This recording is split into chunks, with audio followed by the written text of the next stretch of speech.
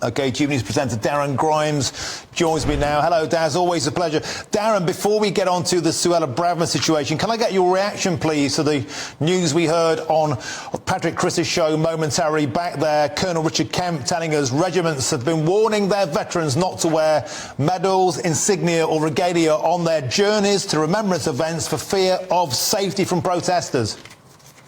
That's why it's so important, Martin. I think it's a really important story that GB News has shone the light on there, because that's why it's important that people like Suella Braverman in positions of power do speak out. Because what we've got here are those who've served our country, who have been awarded with medals for valour and bravery, being unable to wear those medals in our country for fear of threats or intimidation or even attacks. We saw a veteran attacked in Edinburgh only the other day. Martin, I think it's really deeply troubling, and it just shows the dire straits that Britain finds itself in right now.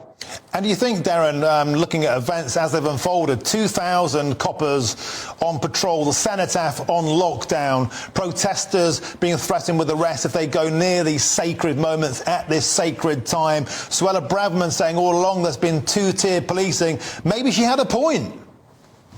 Absolutely right. I mean, look, Martin, you know as well as I do that we had in the media Trump derangement syndrome, we had Brexit derangement syndrome. I think right now, at this moment, we've got a really, really virulent case of Suella derangement syndrome.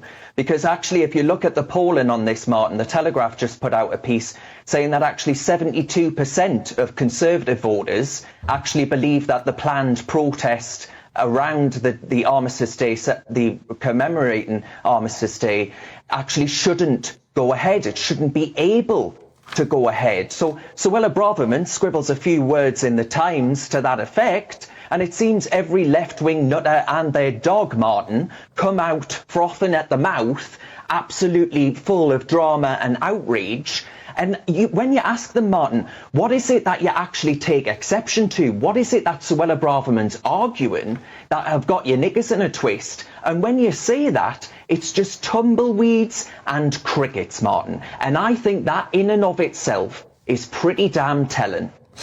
An interesting point, Darren, made there. If you come for her, you come for us. And the Tory right are circling the wagons around Suella. Do you think if she gets the chop over this, if that surrender is taken to the Starmers, the Sadiq Khans, the Yvette Coopers, what would that mean for the future of the Conservative Party, Darren?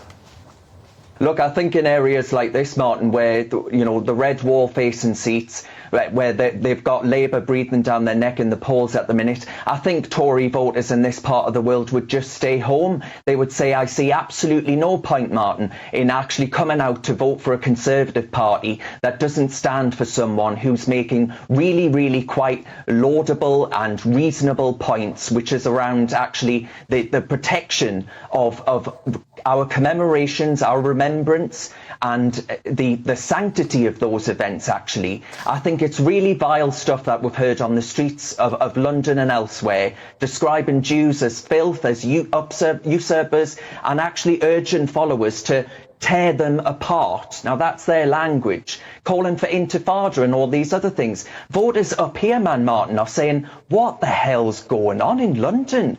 And I think actually if the likes of Jeremy Hunt don't get on board and start defending people like Suella Braverman, well, many Tories will just conclude there's absolutely no point whatsoever in coming out to vote for them. Now, Darren, of course, Suella has offended a lot of people within her own party, as well, of course, as her opponents. One here in Northern Ireland calling her a pound shop Enoch Powell, Colin Eastwood. And, of course, many within her own party are increasingly uncomfortable about what they see as the direction of travel within the party.